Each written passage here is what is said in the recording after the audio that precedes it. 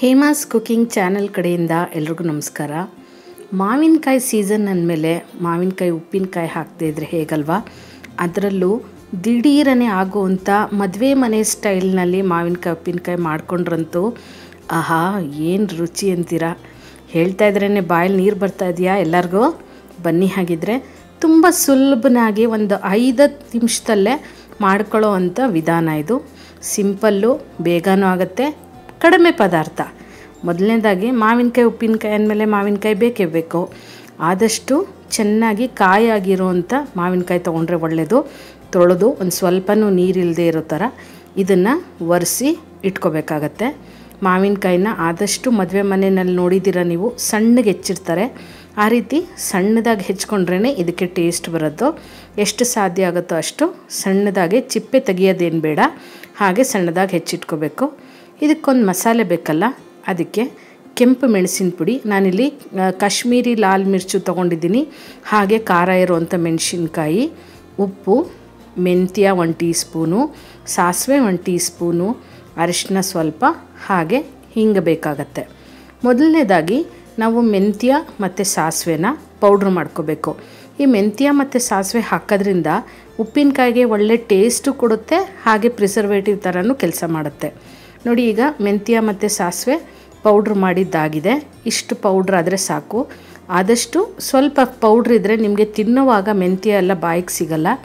ಇದೇ ಮಿಕ್ಸಿ ಜಾರ್ಗೆ ನಾನಿಲ್ಲಿ ಮೆಣಸಿನ ಪುಡಿನ ಕೂಡ ಹಾಕ್ಕೊಂಡು ಮಿಕ್ಸಿ ಮಾಡ್ಕೊತಾ ಇದ್ದೀನಿ. ಏನಿಲ್ಲ, ಈ ರೀತಿ ಹಾಕ್ಕೊಂಡಾಗ ನಿಮಗೆ ಪುಡಿಯೆಲ್ಲ ಚೆನ್ನಾಗಿ ಹೊಂದ್ಕೊಳ್ಳುತ್ತೆ ಅಂತ ಅಷ್ಟೇ. ಇಲ್ಲಾಂದರೂ ಒಗ್ಗರಣೆಯಲ್ಲಿ ಹಾಕ್ಕೋಬೋದು. ನಾನಿಲ್ಲಿ 1 ಟೀ ಸ್ಪೂನಷ್ಟು ಕಾಶ್ಮೀರಿ ಲಾಲ್ ಮಿರ್ಚು, ಹಾಗೆಯೇ ಖಾರ ಇರೋವಂಥ ಕೆಂಪು ಮೆಣಸಿನ ಪುಡಿನ ಕೂಡ 1 ಟೀ ಸ್ಪೂನ್ ಹಾಕ್ಕೋತಾ ಇದ್ದೀನಿ. ಇದನ್ನು ನೀವು ಯಾವ ಮಾವಿನಕಾಯಿ ತೊಗೊತಿದ್ದೀರಾ, ಮಾವಿನಕಾಯಿ ಎಷ್ಟು ಹುಳಿ ಇದೆ ಅಥವಾ ಸ್ವೀಟ್ ಆಗಿದೆಯಾ ಅದನ್ನು ನೋಡಿ, ಅಥವಾ ನಿಮಗೆ ಖಾರಕ್ಕೆ ಹೇಗೆ ಬೇಕೋ ಹಾಗೆ ನೋಡಿ ನೀವು ಖಾರನ ಬಳಸ್ಕೋಬೋದು. ಹಾಗೆ ರುಚಿಗೆ ತಕ್ಕಷ್ಟು ಉಪ್ಪು. ಯಾವಾಗಲೇ ಆಗಲಿ ಮಾವಿನಕಾಯಿ ಉಪ್ಪಿನಕಾಯಿ ಅಂತಲೇ ಅಲ್ಲ, ಯಾವ ಉಪ್ಪಿನಕಾಯಿ ಆದ್ರೂ ಸ್ವಲ್ಪ ಉಪ್ಪು ಜಾಸ್ತಿ ಬೇಕಾಗತ್ತೆ. ಹಿಂಗು, ಅರಿಶಿನ, ಇದೆಲ್ಲದನ್ನು ಹಾಕ್ಕೊಂಡು ಒಂದು ರೌಂಡ್ ಮಿಕ್ಸಿ ಮಾಡ್ಕೊಂಡು ಬಿಡೋಣ. ನೋಡಿ, ಉಪ್ಪಿನಕಾಯಿಗೆ ಬೇಕಾದಂಥ ಉಪ್ಪಿನಕಾಯಿದು ಮಸಾಲ ಪೌಡರು ರೆಡಿ ಆಯಿತು. ಇದನ್ನು ನೀವು ಮಾವಿನಕಾಯಿ ಉಪ್ಪಿನಕಾಯಿ ಒಂದೇ ಅಂತಲ್ಲ, ಯಾವುದೇ ಉಪ್ಪಿನಕಾಯಿ ಮಾಡಿದ್ರು, ಉದಾಹರಣೆಗೆ ನಿಂಬೆಕಾಯ್ದಾಗಿರ್ಬೋದು, ಅಮಟೆಕಾಯ್ದಾಗಿರ್ಬೋದು, ನೆಲ್ಲಿಕಾಯ್ದಾಗಿರ್ಬೋದು, ಈ ಪೌಡ್ರನ್ನ ನೀವು ಬಳಸ್ಕೋಬೋದು.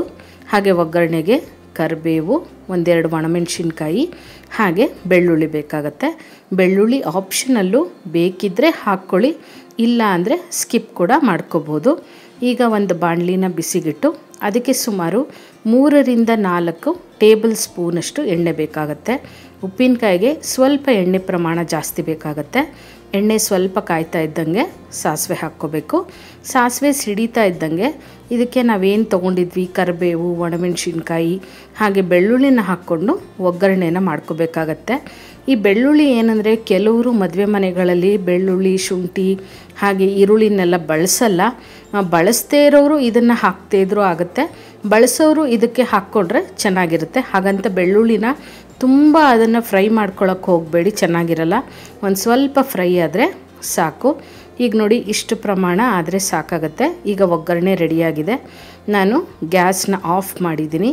ಗ್ಯಾಸ್ನ ಆಫ್ ಮಾಡಿಕೊಂಡು ನಂತರ ಪುಡಿನ ನಾವೇನು ಮಿಕ್ಸಿನಲ್ಲಿ ಮಾಡ್ಕೊಂಡ್ವಿ ಅದನ್ನು ಸೇರಿಸ್ಕೋಬೇಕಾಗತ್ತೆ. ಏನಕ್ಕೆ ಅಂದರೆ, ಆ ಬಿಸಿಗೆ ನಾವು ಇನ್ನೂ ಅದನ್ನು ಫ್ರೈ ಮಾಡಿಬಿಟ್ರೆ ಸೀದಂಗೆ ಆಗಿಬಿಡುತ್ತೆ. ಹಾಗಾಗಿ ಪುಡಿನ ಹಾಕಿದಾಗ ನಾನಿಲ್ಲಿ ಗ್ಯಾಸ್ನ ಆಫ್ ಮಾಡಿ ಪುಡಿನ ಸೇರಿಸ್ಕೊತಾ ಇದ್ದೀನಿ. ಪುಡಿನ ಸೇರಿಸ್ಕೊಂಡು ಈ ಒಗ್ಗರಣೆಯಲ್ಲಿ ಎಲ್ಲವುದು ಹೊಂದ್ಕೊಳ್ಳೋ ರೀತಿ ಚೆನ್ನಾಗೆ ಮಿಕ್ಸ್ ಮಾಡ್ಕೋಬೇಕಾಗತ್ತೆ. ಇದು ದಿಢೀರನೆ ಮಾಡ್ತಾ ಇರೋ ಉಪ್ಪಿನಕಾಯಿ ಆಗಿರೋದ್ರಿಂದ ನೀವು ಒಂದು ಸುಮಾರು 4-5 ದಿನ ಆಚೆ ಇಟ್ಕೊಂಡು ತಿನ್ಬೋದು. ಫ್ರಿಡ್ಜ್ನಲ್ಲಾದರೆ ಇದೇ ಉಪ್ಪಿನಕಾಯಿನ ನೀವು 1 ತಿಂಗಳವರೆಗೂ ಸ್ಟೋರ್ ಮಾಡಿಕೊಂಡು ತಿನ್ಬೋದು. ನಾನು ಇದೇ ರೀತಿ ಮಿಕ್ಸ್ಡ್ ನಿಂಬೆಹಣ್ಣಿನ ಉಪ್ಪಿನಕಾಯಿ, ಹಾಗಲಕಾಯಿ ಎಲ್ಲ ಹಾಕಿರುವಂಥದ್ದು, ಹಾಗೆ ಮಾವಿನಕಾಯಿ ಉಪ್ಪಿನಕಾಯಿ, ಅಮಟೆಕಾಯಿ ಉಪ್ಪಿನಕಾಯಿ, ಅದೆಲ್ಲ ಈಗಾಗಲೇ ತೋರಿಸಿದ್ದೀನಿ. ಈ ವಿಡಿಯೋ ಎಂಡ್ ಸ್ಕ್ರೀನ್ನಲ್ಲಿ ಅದನ್ನು ಹಾಕಿರ್ತೀನಿ, ಒಮ್ಮೆ ಚೆಕ್ ಮಾಡ್ಕೊಳ್ಳಿ. ಈಗ ನಾವೇನು ಹೆಚ್ಚಿಟ್ಕೊಂಡಿದ್ವಿ ಮಾವಿನಕಾಯಿ ಅದನ್ನು ಇದಕ್ಕೆ ಸೇರಿಸ್ಕೋಬೇಕು. ಇದು ಪಾತ್ರೆ ಎಲ್ಲ ಬಿಸಿ ಇರೋದ್ರಿಂದ ಅಷ್ಟೇ ಬಿಸಿ ಸಾಕಾಗುತ್ತೆ, ಕೆಲವರು ಏನಂದರೆ ಮಾವಿನಕಾಯಿ ಎಲ್ಲ ಹಾಕ್ಬಿಟ್ಟು ಒಂದು ಸ್ವಲ್ಪ ಅದನ್ನು ಫ್ರೈ ಮಾಡ್ಕೋತಾರೆ. ಆ ರೀತಿ ಮಾಡಿದಾಗ ಮಾವಿನಕಾಯಿ ತುಂಬ ಸಾಫ್ಟ್ ಆಗಿಬಿಡುತ್ತೆ, ಹೋಳುಗಳೆಲ್ಲ ತಿನ್ನೋದಕ್ಕಾಗಲ್ಲ. ಈಗ ನಿಮಗಿದು ಡ್ರೈ ಅನ್ನಿಸ್ಬೋದು, ಆದರೆ ಒಂದು ಅರ್ಧ ಗಂಟೆಯಿಂದ 1 ಅವರ್ ಬಿಟ್ಬಿಟ್ರೆ ಅದು ಚೆನ್ನಾಗಿ ಉಪ್ಪಿಡಿದು ಮಾವಿನಕಾಯಿನಲ್ಲಿರುವಂಥ ನೀರೆಲ್ಲ ಬಿಟ್ಟು ಈ ಎಣ್ಣೆ ಜೊತೆಗೆ ಗೊಜ್ಜು ರೀತಿ ಆಗಿಬಿಡುತ್ತೆ. ಏನಪ್ಪ ಈ ಮಾವಿನಕಾಯಿ ಉಪ್ಪಿನಕಾಯಿ ಇಷ್ಟು ಡ್ರೈ ಇದೆ ಅಂತ ಏನು ಅನ್ಕೋಬೇಡಿ.